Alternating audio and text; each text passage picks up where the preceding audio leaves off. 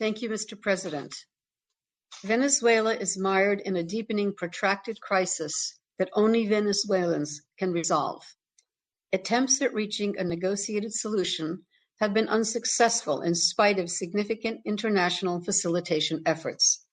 The path of negotiation seems to be stalled. In a letter to the President of the Security Council, the government of the Bolivarian Republic of Venezuela stated that on 3 and 4 May, and I quote, armed groups of mercenaries and terrorists, organized, trained, financed, and protected by the governments of the Republic of Colombia and the United States of America, illegally entered the Venezuelan territory, end quote. According to the letter, the declared objective was perpetrating criminal acts against the Venezuelan people to carry out selective assassinations of high officials of the government, including President Nicolas Maduro. The letter pointed to the involvement in the operation of an extremist sector of the Venezuelan opposition, referring explicitly to Deputy Juan Guaido, who is recognized by a group of member states as the interim president. According to the letter, the operation was frustrated by Venezuelan authorities, and as of 13 May, the Prosecutor General of Venezuela had confirmed the arrest of 47 people in relation to the operation.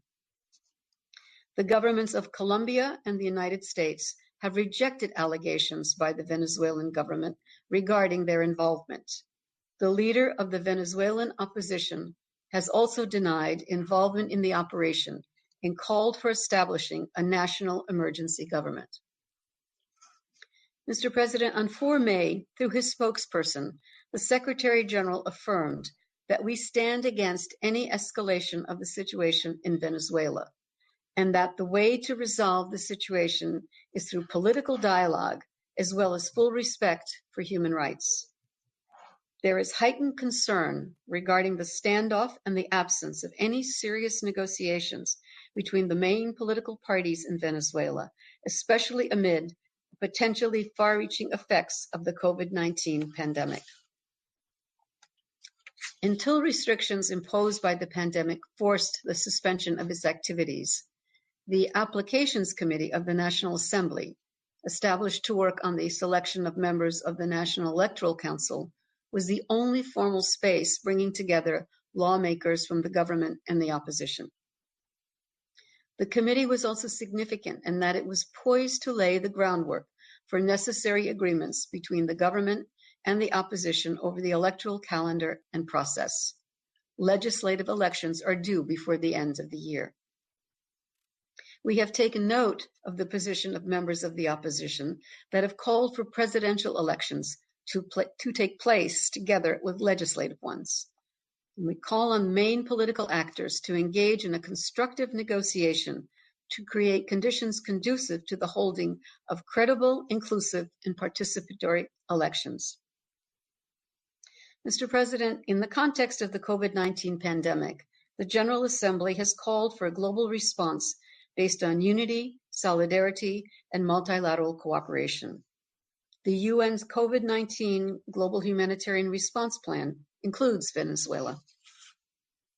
The 2020 plan is expected to request some $750 million to cover humanitarian needs of the most vulnerable Venezuelans and support their response to the pandemic. More funding is urgently needed. The government of Venezuela has been calling for a humanitarian agreement for health and peace among all political sectors. While such calls are welcome, the Office of the High Commissioner for Human Rights has received reports of detentions of political leaders and journalists reported on COVID-19, and threats and intimidation against health workers for expressing, for example, concern about the lack of equipment to fight the pandemic or for giving information on the number of cases. The High Commissioner for Human Rights has expressed concern about the excessive use of force in some countries, including Venezuela, in the context of protests for access to basic rights, such as food, water, and medicine.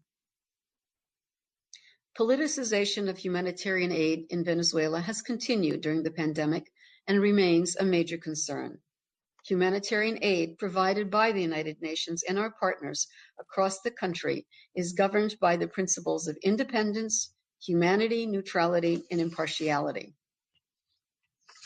Mark Lowcock, the United Nations Undersecretary General for Humanitarian Affairs and Emergency Relief Coordinator, has asked all parties to respect this principled humanitarian approach and not manipulate the needs-based assistance.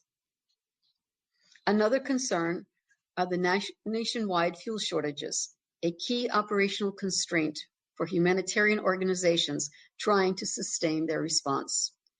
The Venezuelan government attributes the fuel shortages to unilateral sanctions. While available social and economic indicators show that the economic crisis predates the imposition of economic sanctions, these measures are exacerbating an already critical situation. Mr. President, in his address to the G20 on 26 March, the Secretary General appealed for the waiving of sanctions that could undermine countries' capacity to respond to the pandemic. And in her update on Venezuela to the Human Rights Council on 10 March, the High Commissioner noted that despite exceptions to allow imports of medicine, food, and humanitarian supplies, public services and the general population continue to suffer from the impact of overcompliance from the financial sector. In the context of the pandemic, she has recently affirmed that humanitarian exemptions to sanctions measures should be given broad and practical effect. Mr. President, the UN system will continue strengthening its human rights and humanitarian action in Venezuela, as well as its response in support of Venezuelan refugees and migrants outside the country. According to official figures, as of early May, close to 5.1 million refugees and migrants have left Venezuela.